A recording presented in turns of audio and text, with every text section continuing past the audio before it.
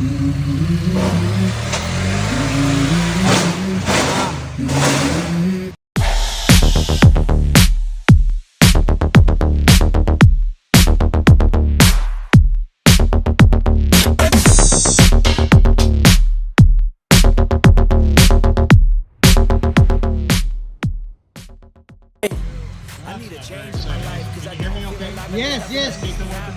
perfectly. Okay, thanks for coming out here. I know there's probably some more people coming, so I'll probably have to stop and talk again at some point. My name is Ryan Ostrom. I'm owner at Enduro Park Canada. I'm a BMW off-road instructor and tour guide. Enduro Park Canada is Canada's only full-time off-road BMW training center. We've got 25 acres of place about 15 minutes outside Victoria, BC. So it's all set up full-time for off-road training. You can ride your own bike or you can ride one of ours. We've got a fleet of 14 new GSs this year for people to ride for training and tours. So we've got a little bit of a demo set up here, and what we're showing is some of the skills stuff that we're training into our riders for adventure riding. So a couple of things here. We've got some pallets set up that simulate that up and over some rocks and berms, and learning how to do stuff with finesse as opposed to overdoing it. I mean, some riders might look and think, oh, I need to get the wheel 2 feet in the air in order to get over that. We don't. We can do that with some finesse and much less risk. We've got the parallel logs exercise, which simulates sort of riding through ruts when we're out there on the trails, and ruts can really cause people some panic. So how do we sort of steer a little bit with our feet and being loose in the bars as we're going through, head up and looking nice and far ahead. We've got a balance beam for fun for practicing balance on there, and we've got a bunch of cones that we're going to weave around and show the differences in terms of balance on the bike and how we weight shift and move the bike around. And then we've got a teeter-totter over there. We use the teeter-totter at the beginning to teach riders just that gentle up and over, try not to stall the bike, and just working on how they get the feeling for the bike suspension moving and everything when they're getting that first experience for off-road. And then we'll start to go a little bit more and teach riders how to land the bike properly when they start to get a little bit of air. So the question that I'm going to ask you a little bit later, so I want you to think about it while I'm riding, there's 3 different ways that are good that we can land the bike. We won't talk about the landing on your side and upside down stuff because we don't want to do that. But the 3 good ways to land the bike would be rear wheel bias, which means the rear wheel touches first, neutral with both of them at the same time, or front wheel bias where the front wheel touches first.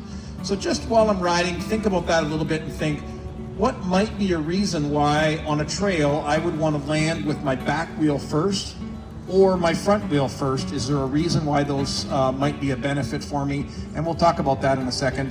I'm going to talk a little later about some of the braking systems and stuff that on this bike in particular, because you're going to see me sort of sliding around a little bit. And part of that's just for fun, part of it's to show you what the bike will do. But the fun part of it is really important because I think as motorcycle riders, we should be practicing and training all the time. And training doesn't mean you have to come to us and do a training course, but it means go out there on your own and practice and practice and practice. It's the only way we get better. So if you could find a way to practice and have fun, which is all the stuff that we're doing in here, and I take my instructors out and we do this kind of silly stuff all the time and we screw around, but it's a really fun way to have a good time and get ourselves better at controlling the bike and moving it around. It would be really fun.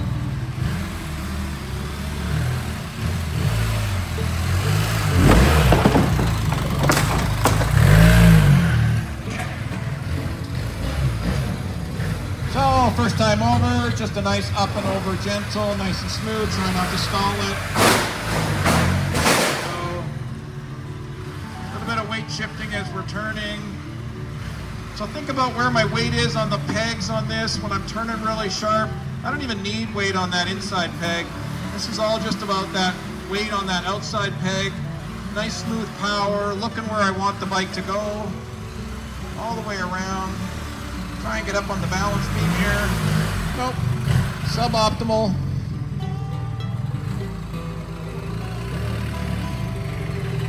So we get on the trail, we get into a rut, ride it all the way down. That is a deceivingly difficult exercise. It looks so simple.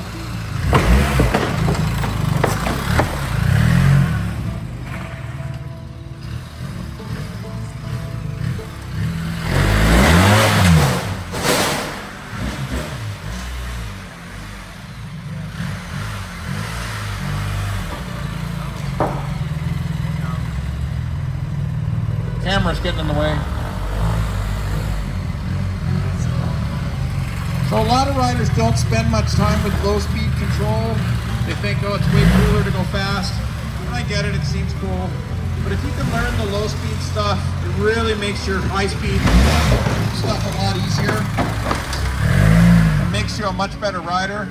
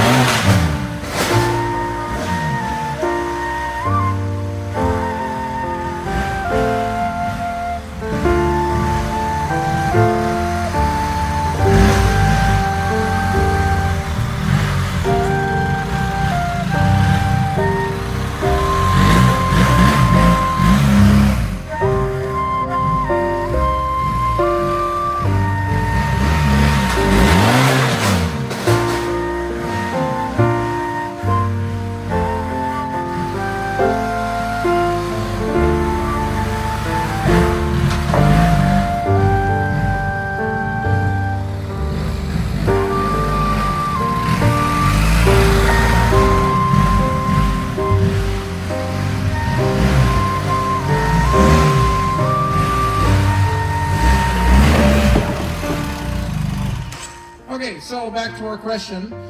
What might be a reason where we might want to land the bike with the rear wheel first if we come off of something off-road? Any thoughts? More traction, more control. More traction. So if we get into a surface like we're going to land into sand, mud, maybe some water, if we're a little bit heavier on the back wheel, it's going to help keep the front wheel light and give us better control, right? We get into sand, we want to be body back, get that front wheel light and kind of let it dance around a little bit. That really freaks riders out. We're putting in a new sand pit at the Enduro Park this year so that people can come in and get some practice. But it definitely freaks people out, but it's a really good technique to practice. So that's rear wheel. What about front wheel bias? When would you think you might want to land with your front wheel first rather than your back wheel? Any thoughts? What does your front wheel do for you that your back wheel doesn't? Steering. Right, so a great example is we have a one-day adventure tour on Vancouver Island. One of the routes is Oliphant Lake, and there's a great section around the back side of the lake that's a small trail. It's got a log crossing about that big, so we sort of built it up on the forward side to help people get a little bit of a shot over it. When you land on the other side, you got about 12 feet and a hard left-hand turn. So if I land with my rear wheel bias, my front wheel off the ground, what do I have for steering? We would call that diddly squat. So suboptimal outcome as we probably end up in the weeds. So coming in with the front wheel is going to help us to get control and be able to steer the bike. So having that knowledge and practice to be able to control how the bike lands is really important. And then there's all the nuances of, do I land with my front wheel just this much off the ground and I'm rear wheel bias, or do I land with my front wheel this high off the ground? That's just fun. The extra part is fun. It's not necessarily necessary, but looking cool and having fun is certainly important. So we're going to do a little bit more of this, and then I'm going to talk a little bit about the braking stuff. So obviously you can see I'm sliding the back wheel around. Off-road, there is absolutely an advantage to be able to lock the wheel. As we build up dirt and debris in front of the tire, it basically extends our footprint and gives us better braking. The downside of locking up the front wheel completely is that it limits your ability to control the bike, right? So on the BMW models now, you can't turn the ABS off completely, but what you can do is I have Enduro Pro on this, which the Pro doesn't mean professional, it means programmable. In Enduro Pro mode, this bike has part-linked integral braking. Big word. What it means is my brakes are linked, And the coolest part of the programming is this, is that if I grab the front brake, I get front and back brake with Enduro ABS. So it's an ABS system that's designed for off-road that's going to allow a little bit of slip and slide, and then it's going to release and let you have control and then slip and slide, right? So it's sort of like old school ABS years ago that didn't function as well as the new stuff, but it lets you some slide and release and slide and release. So I get really good braking with still some control. But as soon as I touch the back brake pedal, it turns the ABS off on the back wheel completely, but only the back wheel. So now I can slide the back wheel, but I have front great braking with a little bit of control, best of both worlds. So the other thing with the reason they call it programmable is that I can go into the programming here really easily and I can set what I want. How do I want my traction control to work? What level? How do I want my ABS to work? How do I want my throttle response to work? And when I set that, it stays in there on that mode all the time. Lots of bikes, you can go in there and press a button and turn the ABS off. But then when I stop on the side of the trail to help my friend who's fallen over, because it wasn't me, it was probably my friend, when I get back on my bike and I start it up again and I ride away, I've forgotten to turn my ABS back off again, and it's cycled for a safety thing for them, and it's turned everything back on. And that might not seem like a big deal until I'm going downhill and my ABS is on, and I'm like, I can't stop because the ABS keeps sensing slip and it just keeps releasing the brakes, and you're like, holy crap, I'm in serious trouble here. This one, I turn it off, I turn it back on. All my stuff is still there always, as long as I'm in that mode, and I can switch modes on the fly. So if we're running a tour, we discovered this. I have electronic cruise control on this bike. I can't use cruise control in an off-road mode because BMW engineers have said, you know, hey, you shouldn't be using cruise control off-road, Ryan, you're an idiot. And I'm like, okay, well, we're running a tour and I'm on a big, long gravel road that if I was riding on my own, because I'm an idiot, I'd probably be riding at like 120K, having a really great time. But I'm running a tour with people with varied levels of skill and I'm responsible for them. So maybe we're running at 50 or 55 kilometers an hour. I'm running at the front. I have discovered that if I put it in rain mode, I can use my traction control. And rain mode has really high traction control interaction. So if I put cruise control on and I get any little bit of slip in the back tire, the bike starts to wiggle in the gravel, it just turns the cruise control off. So it's a really neat way to be able to defeat the system, and those Germans aren't smarter than me.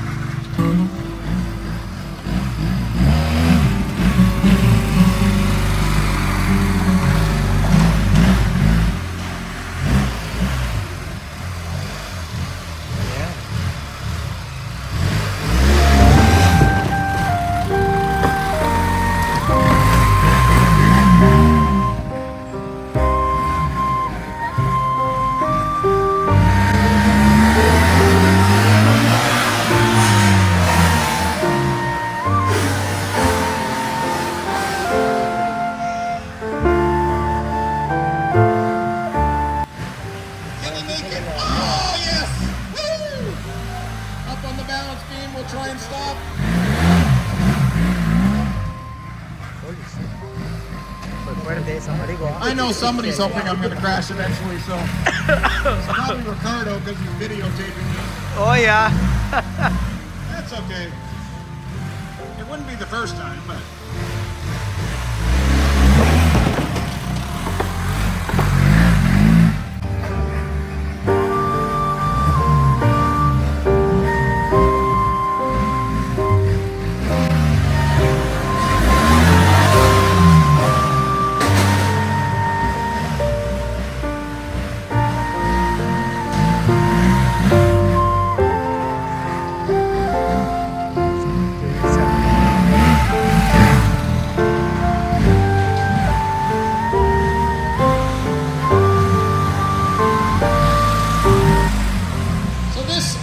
Like goofing around, whatever, but it's just showing where balance is.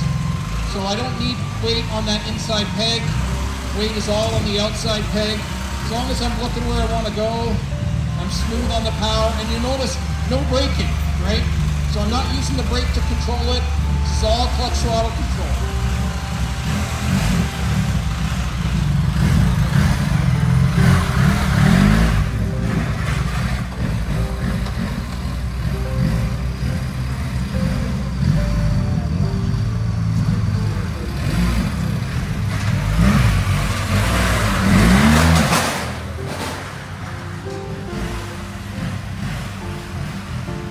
See if we can stop right up top.